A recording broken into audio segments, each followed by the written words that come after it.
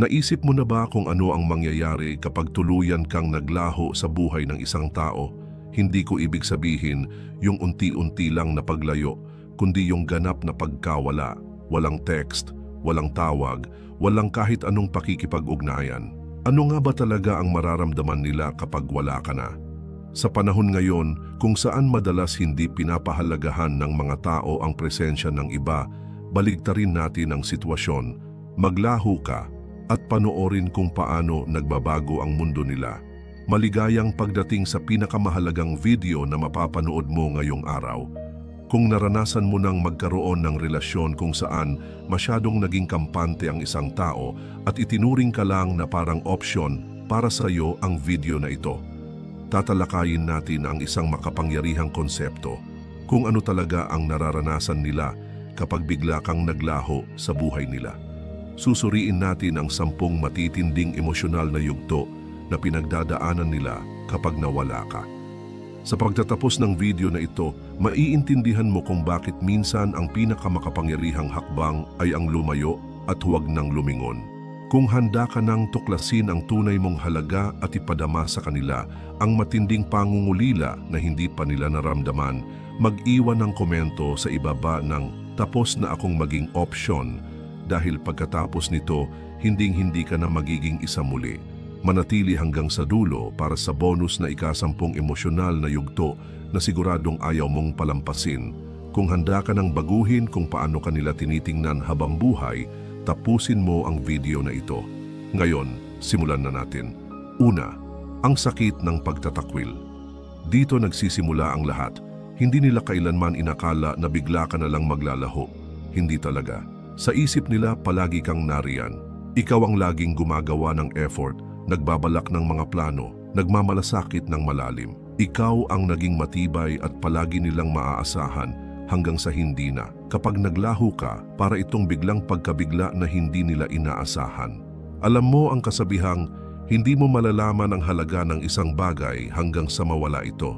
Eksaktong ganito ang nangyayari kapag naglaho ka. Heto ang katotohanan. Kapag inalis mo ang sarili mo sa buhay nila, hindi lang pisikal mong pagkawala ang masakit, kasama nito, inaalis mo rin ang lahat ng kinakatawan mo, ang ginhawa, ang kumpirmasyon, at ang palagiang presensya na kinalakihan nilang ipagwalang bahala. Bigla silang napipilitang harapin ang katotohanan ng pagkawala nila. Nararamdaman nila ang pagtatakwil, pero mas malalim ito kaysa sa simpleng pagtanggi. Isa itong matalim at personal na sugat dahil bigla nilang nare-realize na nawalan sila ng kontrol sa iyo.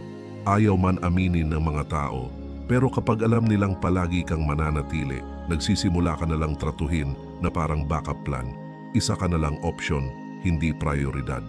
Kapag naglaho ka, binabawi mo ang safety net na inaasahan nila at doon nagsisimula ang pagkataranta para itong malayang pagbagsak. Akala nila pwede ka lang nilang baliwalain at ngayon naguguluhan sila. Paano ko hinayaan na mangyari ito? Paano ko nawala ang kontrol? Mas matindi ang sakit ng pagtatakwil kapag naging bukas ka sa emosyon. Tinake for granted nila ang pagmamahal at presensya mo. Iniisip na palagi ka namang nariyan kahit paano ka pa nila tratuhin. Baka nga iniisip pa nila na sila pa ang gumagawa ng pabor sa'yo dahil pinapanatili ka nila sa buhay nila. Heto ang irony, habang iniisip nilang binibigyan ka lang nila ng tira-tira, ikaw pala ang talagang bumubuo at nagtataguyod ng relasyon. Heto ang dapat mong maintindihan. Kung gusto mong maramdaman nila ang buong sakit ng pagtatakwil, huwag ka magbigay ng babala. Huwag mong ipahayag na aalis ka. Huwag kang magbigay ng ultimatum at lalong huwag kang magmakaawa ng atensyon. Umalis ka lang, maglaho ng tuluyan. Kapag naglaho ka ng walang paliwanag, mas matindi ang tama dahil hindi nila ito nakita. Napipilitan silang suriin ang sarili nilang mga ginawa habang malinaw mong ipinapadala ang mensahe na tapos ka na sa kawalan ng respeto. Kapag lumayo ka, huwag ka nang lumingon. Mararamdaman nila ang sakit ng pagtatakwil at maniwala ka, tatama ito sa kanila nang hindi nila inaasahan. Ang taong inakala nilang kontrolado nila, ang taong palaging nananatili anuman ang mangyari ay umalis na. Hayaan mo silang harapin ang mga natitirang epekto. Ikalawa, ang kawalan ng pangungulila sa iyo. Dito nagiging mas interesante ang lahat. Pagkatapos lumubog ang sakit ng pagtatakwil, may isa na namang damdaming sumusulpot, ang kawalan. Hindi nila inakalang mamimiss ka nila, hindi ba? Malamang kumbinsido sila sa sarili nila na hindi sila maaapektuhan kung umalis ka. Kapag umalis siya, lilipat lang ako sa iba, siguro ganun ang nasa isip nila. Pero ano ang nangyayari kapag tunay ka ngang naglaho? Nararamdaman nila ang kawalan at hindi ito basta simpleng kakulangan. Isa itong uri ng walang katuturan na kumakain sa loob nila. Dumadaan sila sa araw-araw nilang gawain gaya ng nakasanayan pero may kulang. Doon na sila tinatamaan, ikaw pala ang nagbibigay ng kahulugan sa kanilang routine. Ikaw ang nagdadala ng enerhiya, ng init, ng emosyonal na sandigan. Ngayon, wala ka na, kaya lahat nagiging hungkag at walang kulay. Kapag may taong hindi nagpapahalaga sa'yo, nakikita ka lang nila bilang parang ingay sa background. Iniisip nilang madali lang palitan ang koneksyong meron kayo. Pero eto ang hindi nila naiintindihan, walang makakapalit sa naibigay mo sa buhay nila. Maaring subukan nilang punan ng puwang na iyon gamit ang ibang tao, pero hinding-hindi iyon sasapat. May inialok kang hindi mapapalitan, isang enerhiya na ginawang mas magaan, mas maliwanag at mas buo ang mundo nila. Lalong lumalalim ang kawalan na iyon sa bawat araw na lumilipas. Siguro iniisip nilang kaya nila itong takasan sa pamamagitan ng ibang tao o sa pakikisama sa barkada. Baka rin naniniwala silang trabaho o libangan ang makakatulong sa kanila para makalimot. Pero nananatili ang emptiness na iyon, isang paulit-ulit na paalala ng nawala sa kanila. Masakit ito dahil hindi nila inakalang magiging ganoon sila kapuno ng kawalan kapag wala ka. Ito ang masakit na irony. Hindi ka nila pinahalagahan noong nariyan ka. Akala nila makakahanap sila ng mas mabuti o baka iniisip nila na mananatili ka naman palagi. Pero sa mismong sandaling nawala ka, biglang nagbago ang lahat. Nagsisimula silang hanapin ang maliliit na bagay, ang mga usapan ninyo, ang tawa mo, ang paraan kung paano mo sila tunay na nauunawaan. Ang mga simpleng bagay sa araw-araw na bigla na lang nilang kinasasabikan, ngunit wala ka na para ibahagi iyon. Kapag naglaho ka, gawin mong ganap. I-block sila sa lahat ng paraan, burahin ang kontak nila at alisin ang kahit anong paraan para madali ka nilang masilip sa buhay mo. Habang lalo nilang nare-realize na hindi ka na nila kayang abutin, mas tumitindi ang kirot ng kawalan.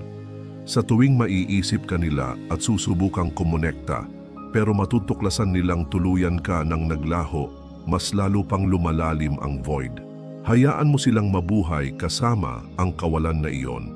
Tandaan, bihira lang pinahahalagahan ng tao ang meron sila hanggang sa mawala ito. Hayaan mong hanapin ka nila. Hayaan mong maramdaman nila kung ano ang itsura ng buhay nang wala ka. Habang mas nararanasan nila ang emptiness na iyon, mas nagiging malinaw kung ano talaga ang halaga mo sa kanila. Ikatlo, ang matinding kuryosidad.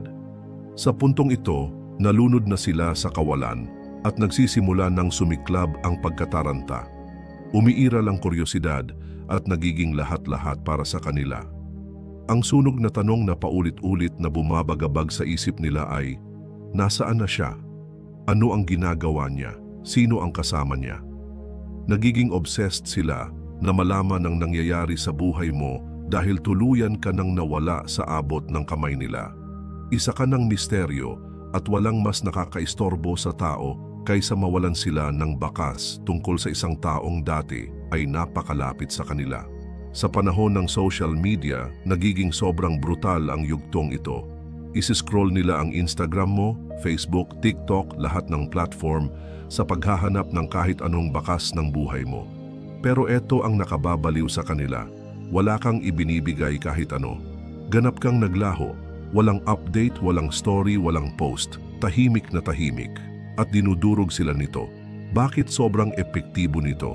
Dahil hindi matiis ng tao ang hindi alam. Kapag bigla kang naglaho, nagtatrabaho ng sobra ang isip nila sa katanungan. Lumulobo ang kanilang insecurity. Nagsisimula silang mag-spiral. Nakalimutan na ba nila ako? May bago na ba silang kasama? Mas nagiging masaya na ba sila nang wala ako? Hindi nila kinakaya ang hindi malaman, kaya nagiging baliw na baliw silang makahanap ng sagot. Dito na sila magsisimulang magtanong-tanong sa mga mutual friends ninyo, desperadong nanghuhuli ng impormasyon tungkol sa'yo. Magtatanong sila na parang kaswal lang, pero sa totoo lang, halos mamatay na sila sa pagnanais na malaman ang sitwasyon mo. Nakakahiya itong panoorin, yung taong dati akala mo wala lang pakialam, ngayon desperadong buuin ang mga piraso ng buhay mo. Narito ang brutal na katotohanan. Ang kuryosidad ay isang uri ng pagpapahirap. Kapag hindi nakukuha ng tao ang mga sagot na gusto nila, ang isip nila ang gumagawa ng pinakamasamang eksena. Maiisip nilang may iba ka na. Maiisip nilang mas masaya ka at mas buo nang wala sila. Kinakain sila ng buhay ng ganong mga imahinasyon hanggang sa ang simpleng kuryosidad ay maging ganap na pagkahumaling. At heto ang maganda at malupit na irony, habang mas kaunti ang alam nila, lalo nilang gustong malaman. Nagiging ikaw ang tanging bagay na sumasakop sa isip nila. Para magamit ang kuryosidad nila laban sa kanila, maging multo ka. Maglaho ka rin sa digital world. Huwag kang mag-post ng kahit ano na pwedeng magbigay ng kahit maliit na clue tungkol sa buhay mo. Hayaan mong magtaka sila, hayaan mong malunod sila sa sarili nilang isip, desperadong binabasa ang bawat posibilidad tungkol sa'yo. Sa tuwing susulyap sila sa phone nila para sa update pero wala silang makikita, mas lalo silang nalalapit sa breaking point nila. Ikaw na ngayon ang may hawak ng kwento at ang kuryosidad nila ang pinakamakapangyarihan mong sandata. Huwag mo silang bigyan ng sagot, bigyan mo sila ng nakabibinging katahimikan. Ika-4, malalim na pagninilay sa sarili. Ngayon pumapasok na tayo sa delikadong yugto para sa kanila. Dito nagsisimula ang matinding pagninilay sa sarili. Pagkatapos ng mga araw o linggo ng pagtatanong kung nasaan ka at ano ang ginagawa mo, napipilitan na silang ituon ng ilaw sa sarili nila. Nagsisimula silang tanungin ang mahihirap na tanong, sobrang lumayo ba ako? Sobrang malamig ba ako? Ako ba mismo ang nagtulak sa kanya palayo? Ako ba ang tuluyang sumira ng lahat? Doon na bumabalik ang pagsisisi at napakapait lunukin. Narito ang realidad, ayaw ng tao na aminin kapag sila ang nagkamali. Likas na katangian ng tao ang umiwas sa pagkakamali. Pero kapag naglaho ka, wala silang magawa kundi harapin ang mga pagkakamaling iyon ng diretsahan. Dahil wala ka na para pagaanin ang sitwasyon o kumbinsihin silang ayos lang, naiiwan silang mag-isa kasama ng sarili nilang mga kilos. At sobra itong hindi komportable. Nagsisimula silang ulit-ulitin sa isip ang bawat pakikipag-ugnayan, tinatanong kung may nagawa ba sila na dapat ginawa ng iba. Naalala nila ang mga pagkakataong hindi nila pinansin ang mga text mo, tinabla ang nararamdaman mo, at tinrato kang parang pangalawa lang sa lahat, at tinatamaan sila ng malakas dahil sa kaibuturan nila, alam nilang may mabuting bagay sila noon, pero ipinagwalang bahala nila. Ngayon, nakulong sila sa sarili nilang isip at mabagsik ang mga naiisip nila. Mabigat ang yugtong ito dahil lahat ng laban ay nasa loob nila mismo. Hindi ka na nila pwedeng sisihin, wala ka na para makipagtalo o maging dahilan nila. Ang tanging taong maaari nilang sisihin ay ang sarili nila at masakit iyon. Habang lumilipas ang panahon, lalo pang lumalalim ang pagninilay. Habang mas nagmumuni-muni sila, mas nagiging malinaw kung gaano nila ito sinira. Tumitindi ang guilt at nagsisimula silang maghangad na maibalik ang oras para baguhin ang mga ginawa nila. Pero huli na para doon. Sa yugtong ito, huwag kang makipag-ugnayan. Huwag mong ipaliwanag kung bakit ka umalis o isa-isahin ang mga pagkakamali nila. Hayaan mong sila mismo ang makadiskubre. Pinakamatindi ang tama ng self-reflection kapag kusang nangyayari mula sa loob. Habang mas marami silang oras sa pagninilay, mas nagiging malinaw na sila mismo ang dahilan kung bakit nagkamali ang lahat. Hayaan mo silang malugmok sa guilt na iyon. Isa itong leksyon na kailangan nilang matutunan. Ikalima, ang matinding. Pag nanasang habulin ka, ngayong sapat na ang oras na ginugol nila sa pagninilay, may nangyayaring pagbabago sa loob nila. Mula sa pagtatanong sa sarili, bigla silang napupunta sa desperadong kagustuhang mabawi ka. Baligtad na ang sitwasyon. Dati, ikaw ang laging nagbibigay ng effort, nagmamalasakit at humahabol. Ngayon sila naman. Umiiral sa kanila ang matinding pagnanasang habulin ka. Hindi ka na nila matigil isipin, hindi sila mapakali sa kagustuhang makipag-ugnayan at hindi nila matantiya kung tuluyan na ba nilang sinayang ang pagkakataong maitama ang lahat. Unti-unti na silang nagpaparamdam, magsisimula sa mga text na iniisip kita, magla-like ng mga luma mong post sa Instagram o mag-iiwan ng comment para lang makita kung sasagot ka. At syempre, may darating na late night message matapos uminom, umaasang maibalik ang bagay na sila mismo ang nagwasak. Pero eto ang mahalaga, sila na ang humahabol ngayon. Mula sa pagtrato sa iyo bilang isang bagay na maaari nilang baliwalain, bigla silang naging desperado para mabawi ka. At dito, nasa iyo na ang lahat ng kapangyarihan. Ang pagnanasang habulin ka ay nagiging matindi, pero hindi mo kailangang sumagot. Sa totoo lang, huwag kang sumagot.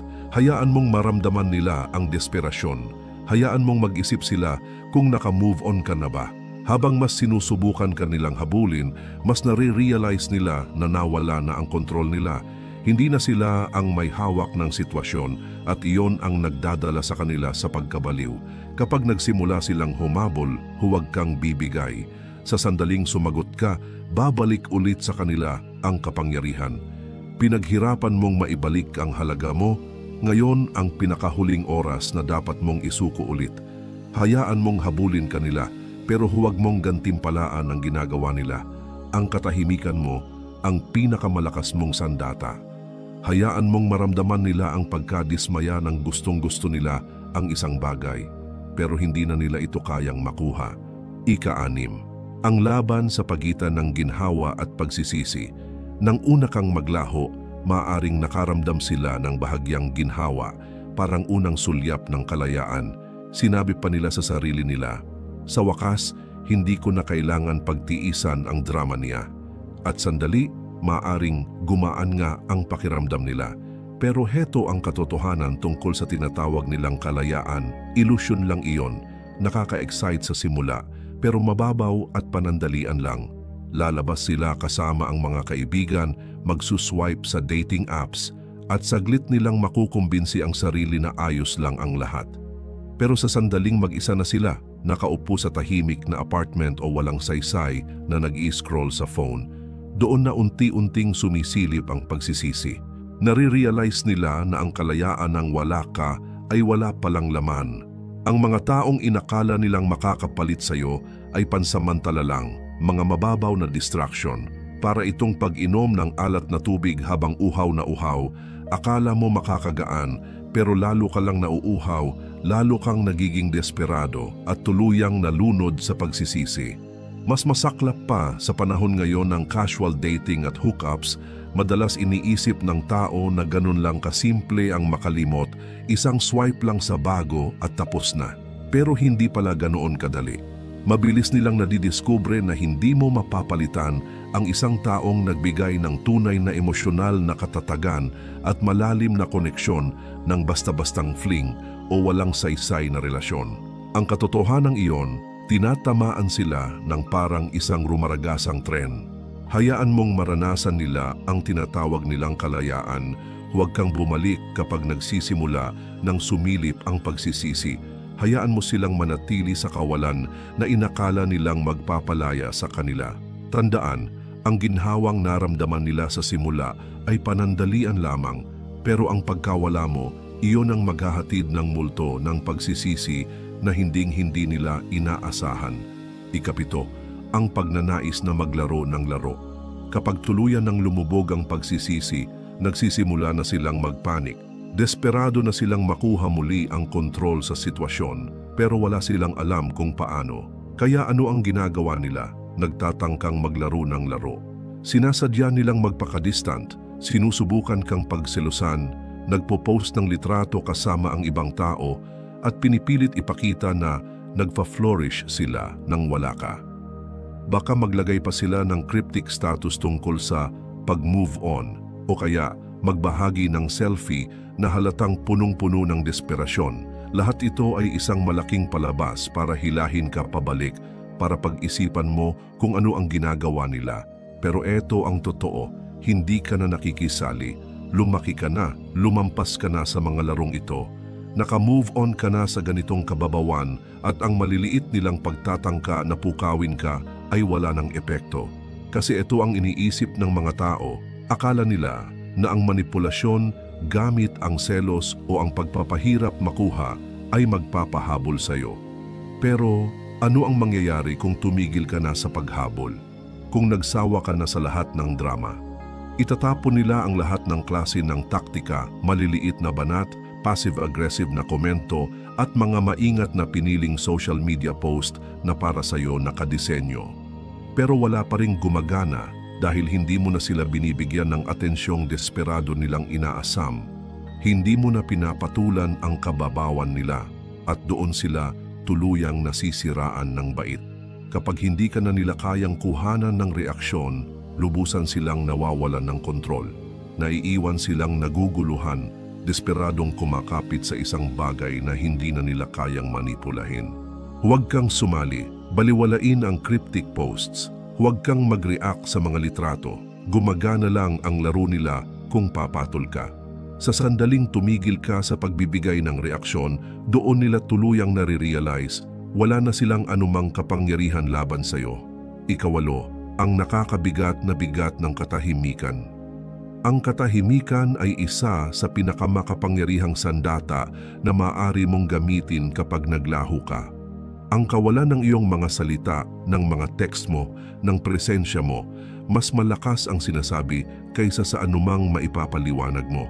Iniiwan nito silang nag-iisa kasama ang kanilang mga iniisip at doon nagsisimula ang tunay na pagpapahirap.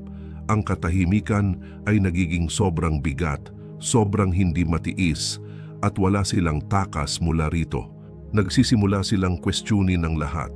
Inuulit nila sa isip ang lahat ng oras na hindi nila sinagot ang tawag mo, ang mga sandaling masyado silang abala para mag-reply sa text mo. Ngayon, gagawin nila ang lahat, kahit ano, para lang muling makarinig mula sa iyo. Ang katahimikan ay isang uri ng torture para sa isang taong sanay na sila ang may kontrol. Inaasahan nila na ikaw ang unang makikipag-ugnayan. Inaasahan nilang ikaw ang magtatanong kung anong problema o magmamakaawa ng paliwanag. Pero ano ang mangyayari kung hindi mo ginawa iyon? Ano ang mangyayari kapag naglaho ka at naiwan silang nakaupo sa nakabibinging katahimikan? Iniisip kung tuluyan ka na nga bang nawala sa kanila. Hindi nila ito maunawaan. Bawat minutong lumilipas nang wala ni isang salita mula sa iyo ay parang isang walang katapusang oras. Habang tumatagal, lalo lamang silang nilalamon ng kanilang anxiety. Nabubuhay tayo sa mundong laging puno ng komunikasyon, mga text, tawag, notification, instant gratification. Inaasahan ng lahat ang agarang sagot. Kapag hindi mo iyon ibinigay, nagkakagulo ang isip nila. Sanay sila sa ingay ng isang relasyon, ang palitan ng salita, kahit ang mga pagtatalo. Pero ang katahimikan ay mas malalim ang tama kaysa sa anumang salita. Gamitin mo ang katahimikan bilang iyong kapangyarihan. Huwag mo itong putulin. Huwag mong ipaliwanag ang sarili mo. Hayaan mong maramdaman nila ang bigat ng kanilang sariling ginawa sa kawalan ng iyong mga salita. Darating ang oras na maiintindihan nila na ang mawalan ng access sa iyo ay mas masakit kaysa sa anumang argumento na sanay nagkaroon kayo. Ikasiyam, ang takot na nagpapabalik sa kanila. Dito na bumabagsak ang lahat, takot. Ito ang bahaging hindi nila kailanman inasahan, ang sandaling tunay na silang natatakot na tuluyan kang mawala. Sa napakatagal na panahon, kampante sila. Inisip nila na palagi kang nariyan. Tinuring nila ang presensya mo na parang isang bagay na hindi kailanman mawawala. na ikaw ang laging magtatagal anuman ang mangyari. Pero ngayong wala ka na, nilalamon sila ng matinding takot.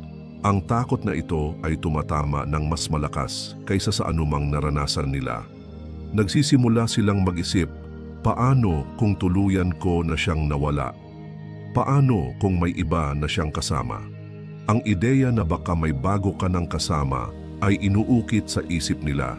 Iniisip nila na baka tumatawa ka na kasama ang iba, gumagawa ng mga alaala na dati ay kayo lang ang may ganon, at hindi nila matanggap ang imaheng iyon. Hindi na sila nag-aalala tungkol sa pride nila, sa ego nila o sa pagpapakitang cool. Ang iniisip na lang nila ay kung paano ka mababawi. Ang takot na ito ang nagtutulak sa kanila na gumawa ng mga bagay na dati ipinangako nilang hinding-hindi nila gagawin. Makikipag-ugnayan sila, hihingi sila ng tawad, magmamakaawa sila. Maaaring magpadala sila ng mahabang mensahe na ipapaliwanag kung paano kanila binabaliwala noon, pero ngayon ay napagtanto na nila kung gaano kakahalaga. Maaari pa silang bigla na lang sumulpot sa pintuan mo, umaasang mabibigyan sila ng isa pang pagkakataon. Ano man ang gawin nila, iisa ang ugat, ang nakakapanghinang takot na tuluyan ka na nilang nawala. Pero ito ang katotohanan. Sa oras na maramdaman nila ang takot na iyon, nakalayo ka na, nakapag-move on ka na, natuklasan mo na ang lakas mo, ang kalayaan mo, at hindi mo na sila kailangan. Totoo ang takot nila, pero huli na ang lahat. Kapag gumapang silang pabalik, huwag mong ibigay muli ang pagkakataon dahil lang sa takot nila. Hayaan mong maramdaman nila ang bigat ng kanilang sariling pinili. Nakapagpatuloy ka na at kailangan nilang matutunan na hindi ka isang opsyon na maaari nilang balewalain. Kung umabot ka na hanggang dito, binabati kita. Mas lamang ka na kaysa sa 99% ng tao at pinatunayan mong isa kang tunay na matatag, isang taong naghahanap ng lalim, karunungan at tunay na pag-unawa. Ika-10, ang pagkatuklas ng emosyonal na kalayaan. Dito na nagiging buo ang lahat, ang pagtuklas sa iyong sariling emosyonal na kalayaan. Kapag naglaho ka, hindi ka lang basta lumalayo sa kanila. Lumalakad ka papunta sa sarili mong kalayaan, sa sarili mong linaw at sa sarili mong kapayapaan. Sa maraming relasyon, masyado tayong nalulubog sa kagustuhang pasayahin ang kabilang tao at patunayan ang ating halaga, kaya nakakalimutan natin ang sariling pangangailangan. Nalilimutan natin na nasa atin ang kapangyarihang pumili, lumayo at humingi ng mas nararapat. Pero kapag naglaho ka, kapag nabawi mo ang iyong espasyo, nakikita mo ang lahat ng may malinaw na pananaw. Hindi mo na hinahanap ang kanilang validasyon. Wala ka nang pakialam kung ano ang iniisip nila, ano ang nararamdaman nila, o ano ang gusto nila. Natuklasan mo na ang kaligayahan mo ay hindi nakadepende sa kanila. At ang pagkakatuklas na iyon, ang pinakamakapangyarihang bagay na maaari mong maranasan. Ito ang iyong emosyonal na kalayaan. At ang pinakamaganda, ramdam nila ito mula sa iyo. Naiintindihan nila na hindi ka na ang parehong tao na nakilala nila noon. Mas malakas ka na, mas matalino at mas may tiwala sa sarili. Ramdam nila na nalampasan mo na sila, na hindi mo na sila kailangan para maramdaman mong buo ka. Dito na tuluyang nagbabago ang takbo ng lahat. Habang sila ay nananatiling nakatali sa parehong luma at paulit-ulit na pattern, ikaw ay nagbago. Nakalaya ka na mula sa siklo ng paghahanap ng validation at ngayon wala nang bigat ang kanilang opinyon sa mundo mo. Yakapin mo ang iyong emosyonal na kalayaan. Labanan ang malakas na hatak ng mga lumang gawi. Huwag mong ibigay sa kanila ang kasiyahang isipin na kontrolado pa rin nila ang kaligayahan mo. Nalampasan mo na ang dinamiko na iyon at ang pagbabagong ito ang pinakamalaking panalo mo.